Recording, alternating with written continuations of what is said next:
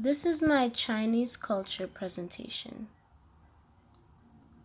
Personal statement. Before doing this research, my knowledge to the Chinese culture was limited. My prior knowledge is that they eat rats, and as you know, we are learning Mandarin, which is only one of their 7 dialects. I hope you will find this, what I research, interesting and learn a bit more. Introduction. Chinese culture is one of the oldest and is recognized as one of the earliest civilizations ever, dated back to around 4,000 years ago. As people migrated throughout the different centuries, distinctive language, writing, visual art, religion, and philosophies, sports, and political organizations was developed as their culture. The focal point of my project will be on the cuisines, religion, the family, language, and sports as important components of the Chinese culture. Cuisines. Chinese cuisines is heavily influenced by geography and ethnic diversity. The 8 Chinese cuisine styles are Zhejiang, Hunan, Cantonese, which includes stir-fry dishes, Fujian, Jiangsu, Anhui, Shandong, and Sichuan. Chinese food has 5 key flavors: sweet, sour, salty, bitter, and spicy, all of which must be balanced to the traditional Chinese medicine. Chinese eat almost anything that moves. They eat head of animals, feet, snakes, intestines, liver, kidneys, and even boiled blood. Religion. Religion is another important aspect of the Chinese culture. In China, there are 3 religious systems: Confucianism, a system of philosophical and ethnic teachings. It spread to the other East Asian countries under the influence of Chinese literature culture and was developed in 551 to 497 BC by Master Kong. Confucianism is practiced in eastern China. Taoism, another Chinese philosophy based on the writings of Lao Tzu, advocating humility and religious piety. Buddhism, the most popular widespread religion founded by Siddhartha Gautama. The teachings include the principle of bad deeds as well as those actions will turn to you. Family. Another important component of the Chinese culture is family.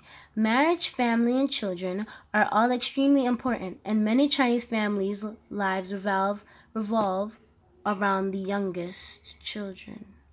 It is quite common for many generations in a family to live under the same roof in China. I believe this is important as well, and I wish a lot of cultures would adapt to keep their family virtues and ties.